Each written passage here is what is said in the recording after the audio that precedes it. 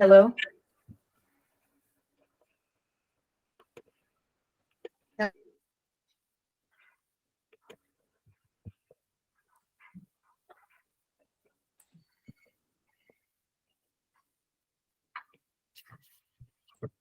All right, it is 10:01. We're going to get started here. A couple people I'm sure will roll in as we get going, but for the sake of time, we are going to start. So hello, good morning. My name is Caitlin Doyle. I'm the NorCal Career Consultant, and I have my colleague here, Jinko Harkins, and she is also going to help lead this panel webinar this morning. She is your player engagement consultant with the PGA. So we are tag teaming this morning. So it's an exciting panel we have here. We have Scott Ferreira, who's the general manager and COO of Corral de Tierra Country Club down in Monterey.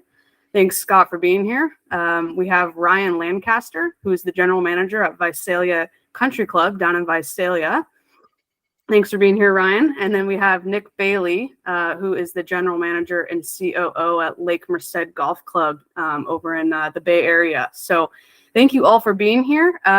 A couple announcements for me. If you come in, please mute yourself. We'll have time at the end for question and answer period. So please mute yourself during the call. PDR credit. So if you've already signed up online, you will receive PDR credit for this call. But if not, please email me after the call and I'll report your credit for you. So the timing of this webinar just seems right. PGA professionals have been leaders in the game of golf for a long time, but are now getting into the business side more than ever. Nearly 2,000 PGA professionals are in the executive management roles, thanks largely to a steady increase since 2018. The surge of the result is steps taken 5 years ago by the PGA to better educate and prepare its members for executive opportunities, paired with an effort to educate owners, operators, and boards the value that PGA professionals bring to leadership positions at their clubs. So I want to share a short video before we get started that kind of goes through the lifelong journey with the PGA of America. This is a program that came out about 5 years ago and has really helped PGA members pick opportunities and routes that fit them, especially the executive management route, which we've seen a lot of people take that route and become general managers. So going to play that video here before we get started. Hi, I'm Allison Kurt, PGA Master Professional. I'm Ray Cutright. I'm a PGA Master Professional. I'm Ed Ibardwin, PGA Master Professional. To meet the expectations of the multi-generational workforce and recruit talent into the association, the PGA of America has introduced a career path-focused lifelong learning plan that supports the training and development of all PGA professionals. This career path approach focuses on 3 areas: golf operations, teaching and coaching, and executive management. This new learning strategy will allow PGA associates to select a specific career path earlier in their golf journey and will give PGA members the opportunity to go through specialized, certified, and master professional programs in the 3 career paths to further demonstrate their value to employers. The recognition in the industry is paramount. When you separate yourself from the rest of the other members and show that you're an expert in the field, it opens up the door for different jobs, higher incomes, speaking opportunities, and other industries outside of golf to create collaborations with. What drives me further, and I'm hoping what drives everyone out there further, is the ability to continue to learn and to grow and to be better. And we have that opportunity within the PGA of America, from a PGA member to become a specialist, from a specialist to become a certified professional, and from a certified professional to become a master professional. And that journey is one that I would recommend to anyone. The PGA of America believes that lifelong learning provides a pathway for all PGA professionals to achieve their desired career goals while distinguishing themselves in the competitive employment marketplace. Lifelong learning is truly important to every industry. When you look at the fast pace of the world today, if you're not learning and growing, you're actually probably going backwards. And that lifelong learning helps you become more valuable, more knowledgeable, more wanted, and helps you climb the ladder, if you will, faster to progress your career. Pick up the phone, make the effort to find that education opportunity and someone who's going to help you, guide you through that process. Find opportunities to where you can grow And once you've met that goal, let's try to find the next pinnacle or the next mountain or the next hill that we can climb. The key of it is you have to enjoy the journey. You have to learn till you go to your grave if you're going to be successful. So how do you get started on your own journey with lifelong learning?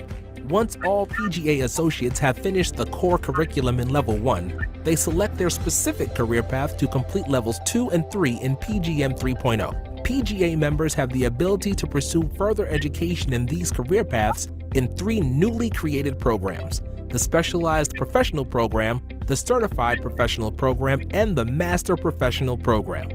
All PGA members are eligible to register for the Specialized Professional Program at any time. This unique offering allows you access to more than 200 courses, including the most recent PGM 3.0 coursework. The Certified Professional and Master Professional programs also have experience requirements. Certification requires 5 years work experience and matching years of PGA membership. And Master Professional programming requires 10 years work experience and matching years of PGA membership. Became a certified professional, and I didn't want to stop my journey there. I wanted to become a master professional. Master professional program was extremely important to me because it's the highest honor we can receive in education in the PGA of America. The PGA of America gives you an opportunity to be involved in a game that you have a passion for. But in the end, you have to be responsible for your journey. So now that I've become a PGA Master Professional, my golf journey, I really feel like it's just beginning. And I feel like there's still more to learn. And as technology and science continue to bring new things to the forefront, I'm always going to be ever learning, trying to be the best PGA member I can be, and also to make my students the best that they can be. I want to be the best that I can possibly be. PGA members are people that are the experts in the game of golf, and I wanted to continue that journey by being the expert, and the only way I could do that was by being in the Master Professional program. Lifelong learning will allow PGA professionals to enhance their education and increase their value to employers, which ultimately will increase compensation and retention for these individuals. Wherever your golf journey is headed, Let's get you there. Let's get you there. Let's get you there. For more information and to All right, great. I hope everyone enjoyed that video kind of on our lifelong learning process at the PGA. They talk a little bit about the executive management route that many are taking now because they want to be general managers. So let's get started with our panel here and our 3 gentlemen that are taking the time out of their day here to be here to get today with us. So first question to all of you, I'll start with Scott, then Nick. Tell us about yourself and your journey to becoming a general manager. Great. Thank you, Caitlin, and thanks everyone for joining us this morning. The journey is always exciting, and a lot of things happen along the way. I did not grow up in the golf industry. I didn't play golf. I went to Cal Poly San Luis Obispo as a recreation administration major, played baseball in college, and then kind of had the bug shortly thereafter as far as getting my first job at Carmel Valley Ranch, getting involved with the golf shop there a little bit, and really deciding it was a passion of mine, something I wanted to continue. So in 2001, I got my Class A membership. Along the way, I've worked at a lot of great clubs in Northern California. As I said, Carmel Valley Ranch, Poppy Hills. Probably the most significant position in my development was moving up to Truckee and working at Lahontan Golf Club for the startup at that point, which was really exciting. And I really learned an awful lot at that period, and been a head golf professional at Pasadena, which is down the street from us, Round Hill Country Club up in the East Bay. And I was the head golf professional here at Corral for about 5 years. And now I'm working on my 3rd year as general manager. Nice. Hi, everyone. My name is Nick Bailey, and I'm the general manager here at Lake Merced. I've been here about almost 4 years now, which is crazy to think about. But, I grew up in playing golf in high school and then went to New Mexico State as part of their PGM school. And, to be quite honest, I never really saw myself as a general manager. Always saw myself more on the golf side of things, but I spent 10 years working at Cordoval and learned a lot of things. Actually got the opportunity to work with Mr. Lancaster as well for a brief period there, which was awesome. And And yeah, I mean, after I became director of golf in 2012 at Cordoval, and my passion is helping members and making the membership and the guest experience awesome. And I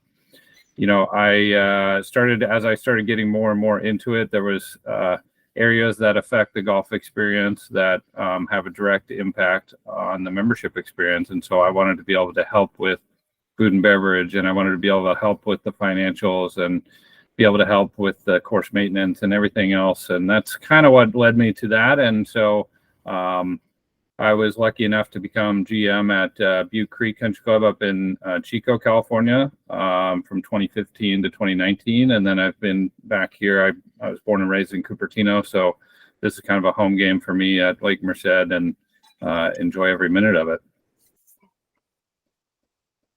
Yeah, my journey is a little different than both of those guys. I grew up wanting to play golf and played a little college golf, and then decided I didn't want to do anything other than be around the golf ball and the golf course. And so I kind of jumped right in and ended up at the Golf Academy of America in San Diego, and from there landed a job with Fred Rodriguez at Del Rio Country Club and started as an assistant, and went down that road for a little while, and promoted to the head golf professional role at Copper River Country Club in Fresno, and spent, I don't know, a handful of years there, 5-6 years there. And along that path, I worked for Nick Bailey. He was too nice to say I worked for him. He said he worked with me, but he was my boss.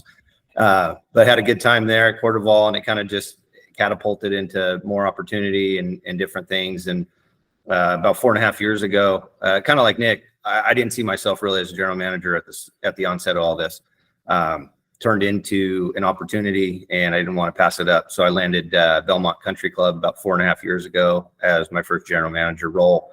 And kind of like Nick, you start to see things and experience things that you maybe didn't think about from the beginning, but you feel like you can lend a hand somewhere and kind of just boost the entire operation as a whole. And so it's been quite a wild ride. And about 4.5 months ago or so, now at Visalia Country Club. So it just kind of keeps going down its own path. But the general manager situation has been a heck of a lot of fun, and you feel like you can make an impact in a lot of ways.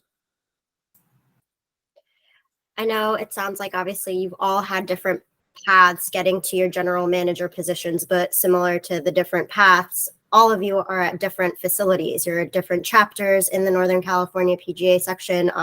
Ryan's in the San Joaquin chapter, Nick is in the Bay Area, and then Scott, we have you in the Monterey Bay. Can you just give us a brief overview of what each of your facilities are like, again, because we know they're different? Sure. For me, we're down in the San Joaquin Valley section, and so we've got chapter, and we're really spread out. So we don't have a lot of golf courses right around the corner from a lot of our properties in our, kind of our territory. So for us, there's a lot of outreach, a lot of connection. Our weather patterns are much different than the other two gentlemen on this call. For example, it's going to be 98 degrees here today. I don't think Lake Merced or about 40-degree difference. So we operate a little differently. We got to travel a little farther usually to see everybody and everything. So we spend a lot of time, on the phones, a lot of emails, and we try and really, get together and move in a core group, and a lot of road tripping when we go and see the section and participate in those events. A little more country, I guess I would say.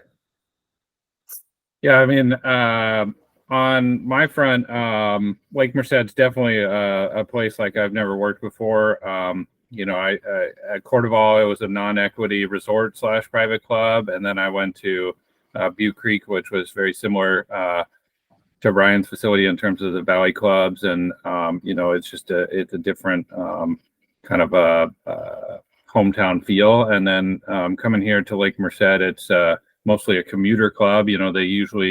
Most of our members either live in the city or down the peninsula, and so it truly is a golf club. It is golf focused, and which is very nice. And we've recently went under a renovation and have a brand new golf course, so it really works out nicely for myself and the team here.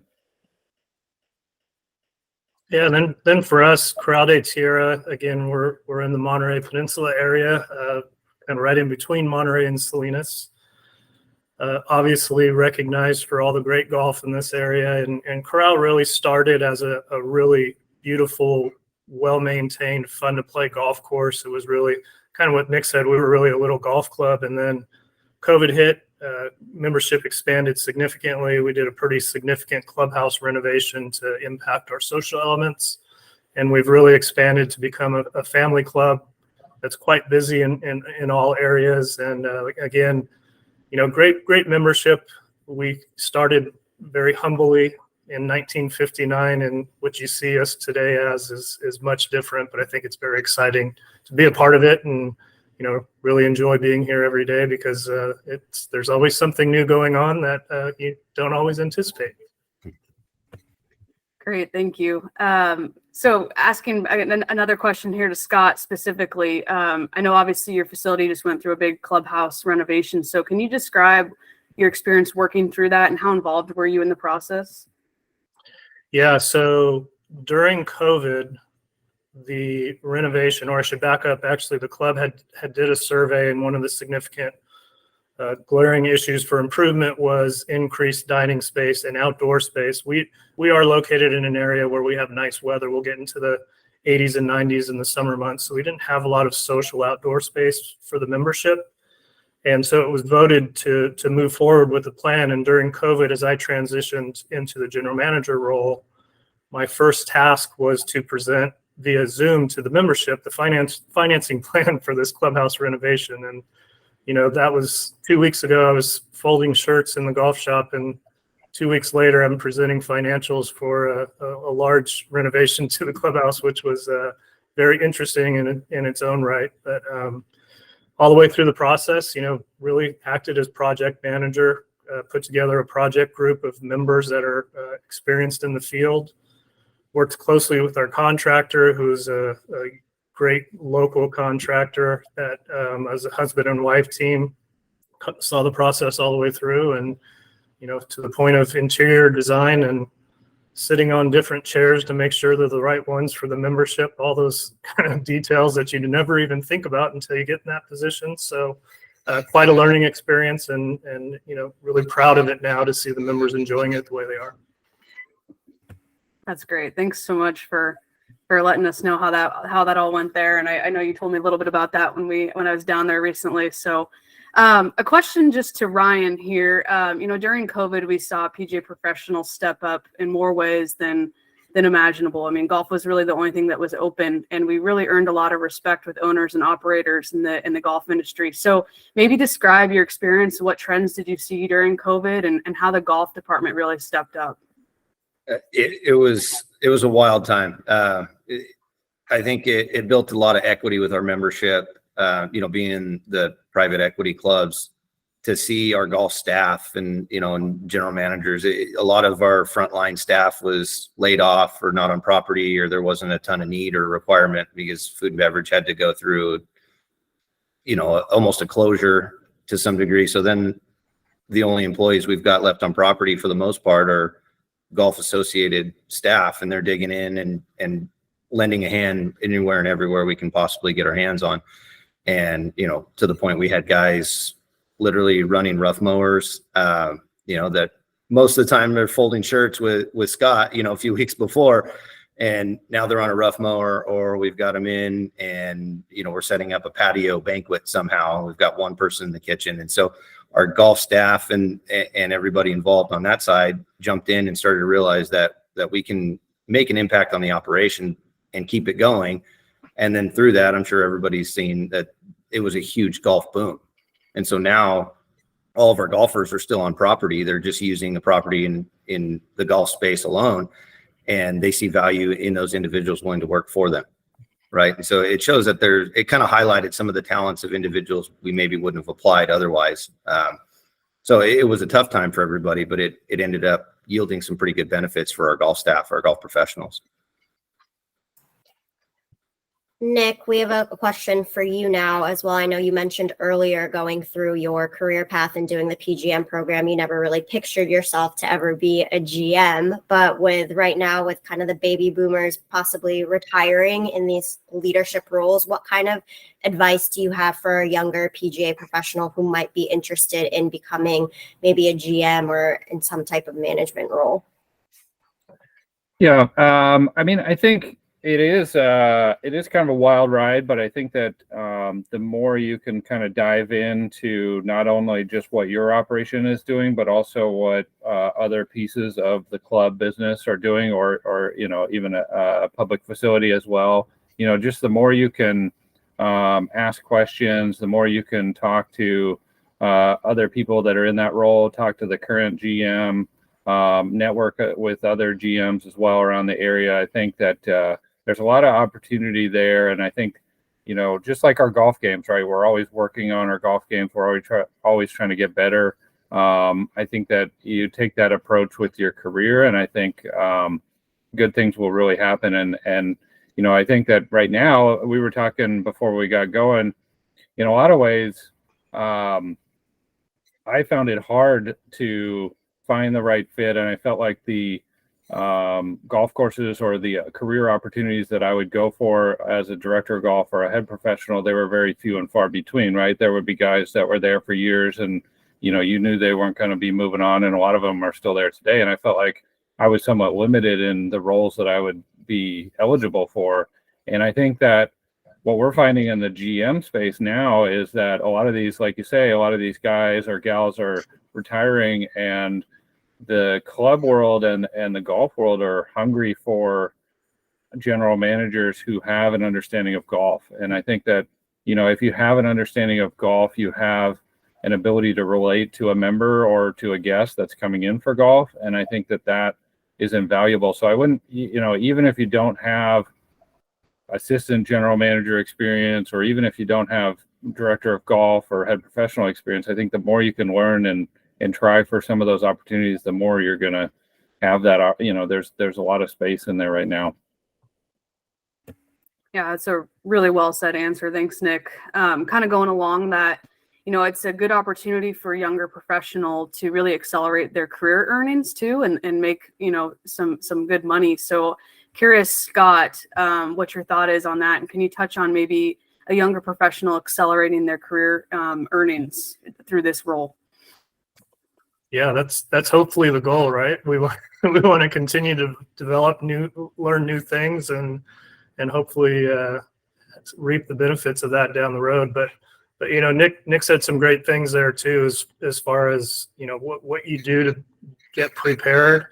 I don't know that any of the three of us 15 years ago were preparing to be general managers. I doubt that. I certainly wasn't myself. But now that it hits you and you're in the middle of it, it's again, if you're a head golf professional and you're at a private facility, pay attention to the budgeting process. Kind of learn, maybe ask your general manager to take on the capital planning for the golf operation, or do something different that you can at least get a little experience in kind of a controlled environment, because those things are so critical. And you'll be surprised how interested people are in your services because you are a PGA professional. Again, I didn't realize how qualified I could be for a position like this, but once you see the response of members, and we know most of the people at the club anyways, so you're kind of further along than you realize you are, and then a lot of those other things as far as learning the business practices, kind of a part of a thing that you just continue to grow and work on as you get the position or the opportunity. Thanks, Scott. Great answer. I have a quote here from our honorary president, Jim Richardson, who is the GM at Riviera Country Club in Los Angeles. And he recently said, look at the qualities PGA professionals display on a daily basis: hiring and training staff, buying and selling merchandise, running tournaments and non-golf events, crossing over to work with other departments. It's a lot of moving parts that we're already doing anyway. When a PGA professional moves from HP or director of golf to general manager, they're going to use all the same attributes that made them successful in the first place. So this being said, I think all of us are aware that PGA professionals are extremely qualified to take on different types of management roles. And we wear a lot of hats, clearly, right? Like you've all experienced. I know Caitlin and myself have experienced working at the golf courses. Which traits or skills do you think, is there one that's more important than the other though, or are they all kind of the same? Let's have Ryan answer the question. The big eye opener for me, related to that question was the financial side, right? As you start to dig in, you're now engulfed in everything financial, dealing with the success of the club. And then secondarily was the food and beverage operation. That's at our club now, it's a completely different ball game than a lot of places. So digging in, kind of referencing what Scott said, digging in and finding out what you're capable of, right? And so if you can hone some of those skills as you're going through as a head professional or director of golf, and asking a general manager, a boss, or somebody you've networked with to offer some advice in those two areas, I think it'll help you climb a little faster and grow a little quicker.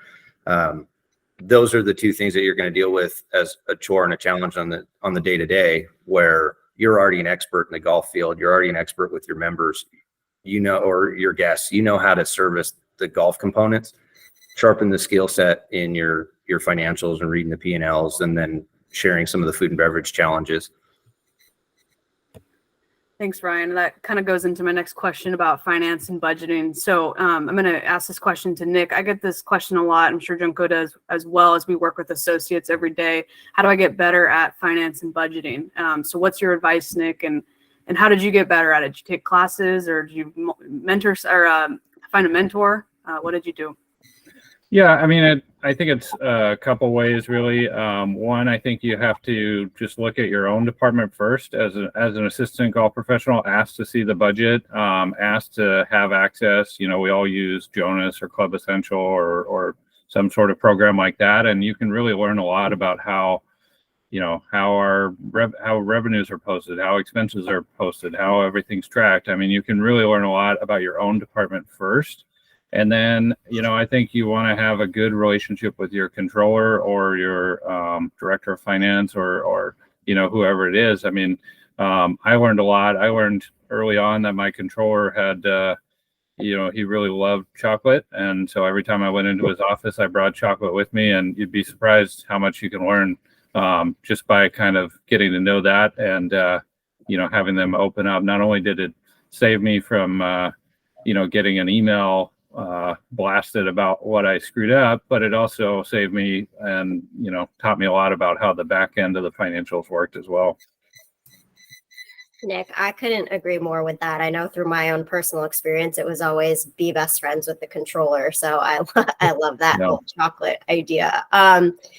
Scott, I know we talked a lot, especially that video we talked about how PGA of America offers the lifelong learning journey, and it's a great way to obviously get some certifications and to become a master professional through your journey. But have you done anything else, especially since you've been in a general manager position, like whether it's CMAA? Have you taken some finance courses, kind of similar to what we just asked Nick? But have you done anything more to obviously continue your education?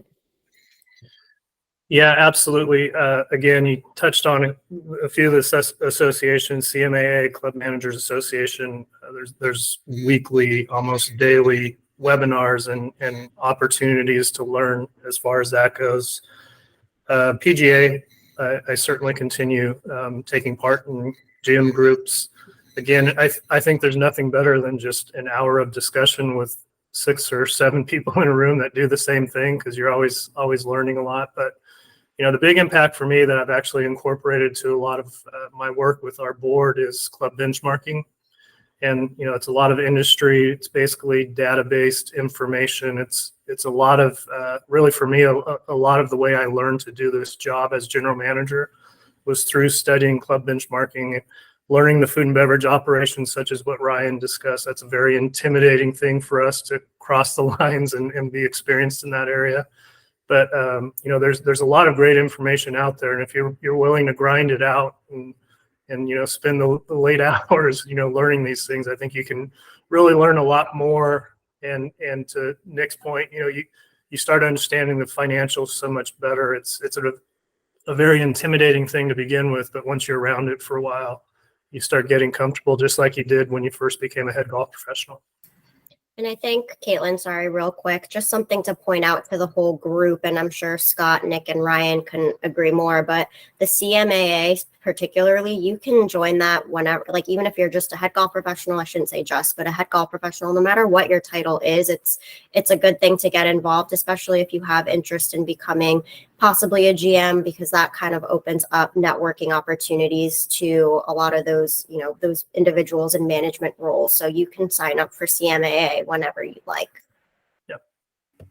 Yeah, thanks for pointing that out. Again, kind of on the topic of CMAA, I know, Nick, you are working through the certification, I think getting close to the finish line. So I'm just curious, from your experience, how valuable has the networking opportunities been with other GMs, and maybe something that you've taken away from your experience working with CMAA that you didn't have before?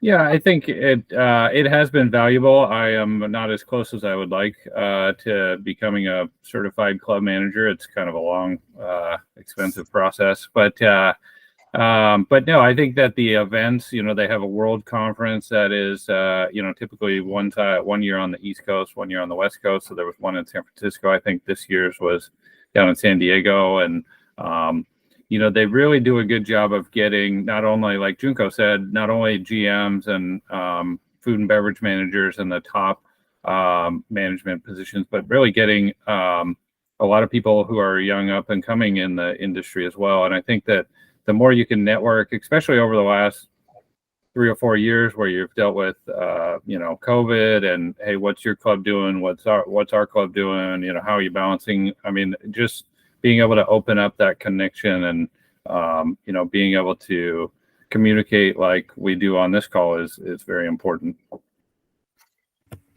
Thank you for highlighting those. So kind of a fun question to actually all of you. So what is the best part of your job, and what is your biggest challenge as a PGA general manager? We'll let Scott go first. Best part of the job is it's different every day. That is something that is really a lot of fun. Again, sometimes as a golf professional, especially for a long period of time, it can be a little bit redundant, especially at a private club. You kind of know every day of the week, who's coming at 8 a.m., who's coming at 10 a.m. and so forth. This has a lot more spokes to it. There's a lot more things going on for sure, which is very exciting. On the flip side of that, what's the most challenging, I think, again, is you have to relinquish some of the hands-on close relationships that you can jump in and fix as a golf professional. If something's going wrong, you can jump in and immediately impact it. And you can't do that as a general manager all the time, because there's sometimes 5 events going on at one time at your club. So that's been something that's been a challenge, and something I'm trying to get better at. But it's hard to relinquish that thought and just kind of say, okay, I got to deliver a message and trust that all the employees at the club are going to see it through. Ryan, you want to go? Sure. Best part of the job, I think, as I continue to adjust to the GM role, is I think the connection to people. As a head golf professional or director of golf, you give lessons and you get close to those people you teach, or the dew sweepers when you open the golf shop, and it's a limited number of people. In my role now, we've got the social group, we've got, whether it's the tennis ladies or whatever, you have a connection now to every member on property to some degree. So the connection to those people, and then also your department heads, it makes it fun and exciting. And so you get to meet and spend more time with more people that you might not normally get to. But in the same vein, you also have those same challenges, right? So now you've got an entire staff, not just your outside service staff that you're worried about, but you have an entire staff, whether it's the busser or your maintenance crew or your janitorial staff. They are still people. And so they all have their own unique set of challenges and circumstances, which ultimately fall under your areas of responsibility. So the people is the best and worst part of this, or best and most challenging, I'll say, but it's well worth it. Yeah, I would just echo similarly. I mean, I like that I come in and every day is different and I get to continue to learn, and I hope that continues for, the next 25 years. I think, like Ryan said too, the communication and the relationships you build, that's the best part. Going out to play golf with people, or meeting up with people, in Reno or wherever you go. I mean, I think it's fun to really make some of those relationships. I think one thing that is important to be aware of as a golf professional and potentially stepping into a GM role is that, as a director of golf or the head pro, you're everybody's best friend, right? They want to see you and they want to talk to you and they want to shoot the shit with you. And then when you step into the GM role, they want to talk about, why the bathroom doesn't have toilet paper in it, or, why their Cobb salad was terrible yesterday. So, and it's really hard. You deal with politics a lot more, and you deal with members behaving badly, kicking members out of the club, or dealing with, disciplinary actions, and similarly with staff, you have to deal with all of those hard things, and oftentimes you're the last person saying no. So it's a little,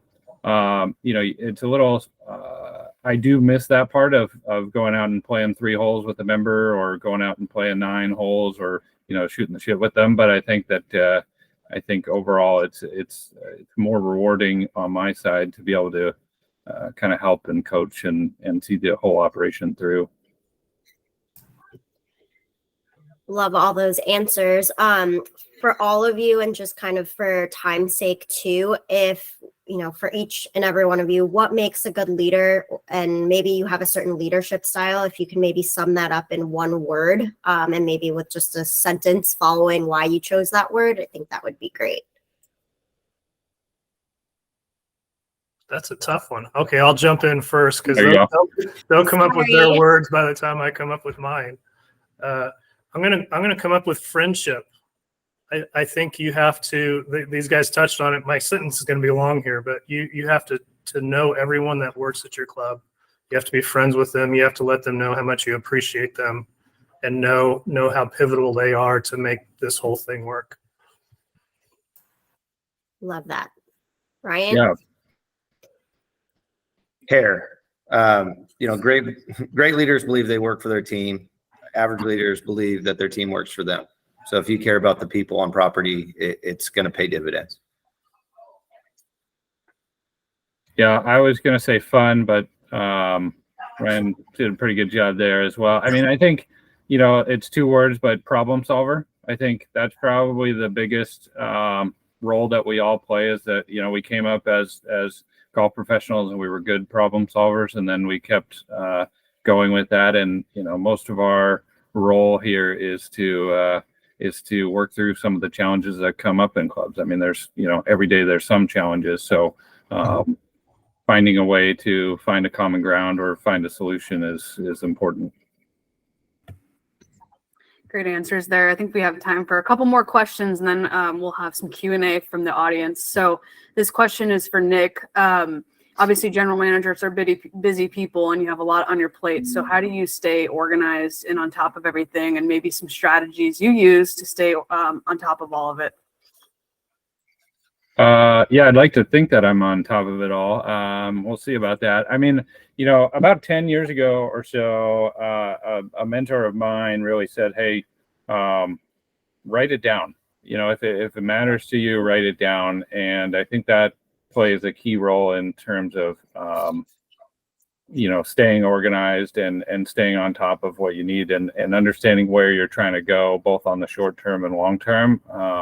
I think writing things down really helps. And then, I think you want to approach each day. I get in early in the office. I have 3 kids at home, so I like to be home for dinner, and I get in early and I kind of, look at my list of what's on my plate, and then try to figure out, okay, what can I tackle today? What needs more time, and what's most pressing versus least pressing, and just try to, attack it as much as I can. Yeah, well said. This question is for Ryan specifically. who are your mentors, and how have they helped shape you to who you are? And then maybe tell us a little bit about how important it is to mentor those, below you and coming up through the ranks. Yeah. I still, being that it was kind of where I cut my teeth, I still keep in pretty close contact with the leadership team at Del Rio. So I talk to Fred Rodriguez and Duncan Reno constantly, and obviously Del Rio is a phenomenal club. So there's a lot to draw from there. But sometimes it's as quick as a text message and, a reference point and, hey, is my way of thinking going the right direction? Give me some feedback from somebody that's been there. And then in the same vein, every time I bring somebody onto my team, or like at Visalia here, I walk into a new team. It's kind of understanding the person and the individual so you can get to know their specific needs. So you can communicate effectively on how we think we can improve as a team, right? So stay close to your assistants, to your department heads, to whomever it may be, on a personal level as well as a professional level. I tend to believe they'll take a little better professional advice if you have some version of a personal relationship with them. I love that. It's like wrapping up Scott's friendship word with your care. So that's great. Scott, how do you make yourself stand out? What tips would you give for a first-time GM? Staying consistent with who you are. For me, it's unique because I did transition from one role to another here at the club, so I knew the majority of the membership anyways. So they knew me as a high-level service, relationship sort of employee, and I'm doing my best to continue that in this position here. That visibility part of it is such a tough thing to work on, though, because as a golf professional, your office is right there and you're front and center to see people all day. And sometimes, you'll work a week of 12-hour days and you have half the membership say, "Oh, I haven't seen you. Have you been on vacation?" It's like, no, job's just a little different than it once was. So that's a big part of it.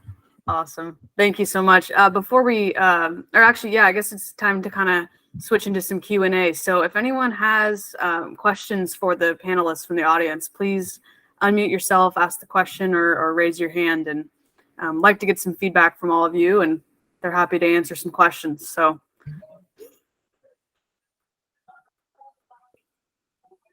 Just to add on to Scott's, while people are thinking about their questions too, I think, in terms of standing out, I think as a GM, and it's hard because you want to stand out to get to the GM role, but as a GM, you don't want to stand out. Really, you want to support your staff and you want to prop up the people around you and really show them off. And I think that does wonders for, building a team morale and really building a team around you. Certainly you still have to be there as the fall guy or the number one guy when the tough questions come up. But I think the more you can support and promote your team, the better. Agree. It's a good point for sure. Someone's got to have a question in the audience here.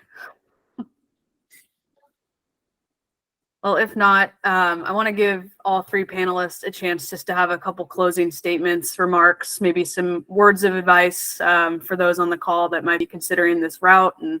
And yeah, so we'll start with Ryan. Well, I appreciate everybody participating and Caitlin and Junko giving me an opportunity to speak and share a little bit about, what I'm experiencing. But for those that participated, thank you. I hope you pick something up, and as questions come up later, please feel free to reach out. That's part of why we're doing things like this, is so if we can help, we will. And I know Nick and Scott would do the same. So please use me as a reference and somebody to bounce ideas off of. We're listed on the Visalia Country Club website. My contact's all there. And also I'm sure Caitlin's got it that she can share, and I'm happy to do so. What, Scott, you want to go next? Sure. Thank you, Nick. Yeah, I think a couple of quick things is, first of all, you'd be surprised how similar running the entire club is to running the golf operation. If you start really looking at it, the scariest thing I think everyone would agree to is understanding food and beverage. but the flow of activity for a member coming in to dine is very similar to when they come to play golf. You know, the hostess is going to greet them, whereas the outside service person is going to greet them. You know, there's a lot of things that you can look at and say, wait a minute, this is all about hospitality and really creating an amazing experience. And you can really find comfort in that. And the biggest challenge, and I get this question from a lot of golf professionals, is how'd you pick up the financials? You're not going to pick it up for a couple of years. You're going to learn things along the way. It's very, very difficult. Working on my third year of an annual audit report to the membership this past week was the first one in 3 chances where I really felt like I completely understood everything. So it takes time. It takes a lot of learning. And as that is an intimidating part of the opportunity, don't ever discourage and think that that's something that's going to hold you up. You just kind of knock that door down and figure it out. And like Ryan said before, utilize friends, ask people that have been in the role before to help you in doing it. And you know, there's a lot of potential out there, and there's a lot of clubs and facilities looking for club managers, general managers to fill these roles. Yeah, totally agree, Scott. And I think, you know, like you said, there's a lot of demand right now, and I would encourage any PGA professional who's considering making the jump to the GM to do it. I think it not only is rewarding to be able to see and own the entire operation, but I think that for the PGA professionals that work under you, whether it's, you know, the head professional or assistants, you know, I've worked under you know, PGA GMs, I've worked under food and beverage GMs, I've worked under hotel GMs, and I think that the PGA GMs are oftentimes the ones that can relate to the member or customer the best, and can understand how golf plays an integral role in the club life. And I think that the more you can be in that role, it's just going to support the PGA professionals underneath you even more. And I think that it's a scary jump and one that you might not feel ready for, but you know, if you're a good problem solver, we already know you're a good communicator if you're in the head professional or director of golf role. I think you've already proven yourself as a good communicator, and then you know, you stick to telling the truth and you know, being honest with people. And I think you try to stay out of the politics of everything, and I think you'll do extremely well. So, you know, again, I'd encourage you to take that jump, and certainly, you know, it's a little hard to cram it into an hour's worth of webinar. I think this was hopefully helpful for everybody, but if not, or if you want to learn more, or, you know, swing by the club here, call me or Ryan or Scott, or, you know, any of our fellow PGA GMs, and I'm sure that we'd all be happy to have lunch with you and talk it through, or even just a phone call. Yeah, absolutely. Thank you 3 so much. And, you know, I know you guys are all 3 very busy people. So I really appreciate you taking the time this morning. And I'm sure everyone on this call has got something out of this webinar. So for everyone that's on the call, if you did have any questions pop up, shoot an email to myself or Junko, and we can be sure to get them to the panelists. And, you know, their phone is always on, and they just said themselves that they're happy to help. So we're all in this together, and you know, PGA members have to keep rising to the top, and we have to do this together. So great webinar today. Thank you all for being on. I said at the beginning, but if you missed the announcement, I will report the PDR point for those that are on. If you're on the phone, please send me a message, just because I can't see what your name is, but send me a message if you're on the phone, and I'll report the PDRs. But thank you all for being here. Have a great rest of your day. If anyone at your facilities wants to watch this, we did record this, so we can send you the recording after. So have a great day, and thanks for being here, and take care. Thanks, everybody. Thank Thanks, you. Kevin. Thank you all.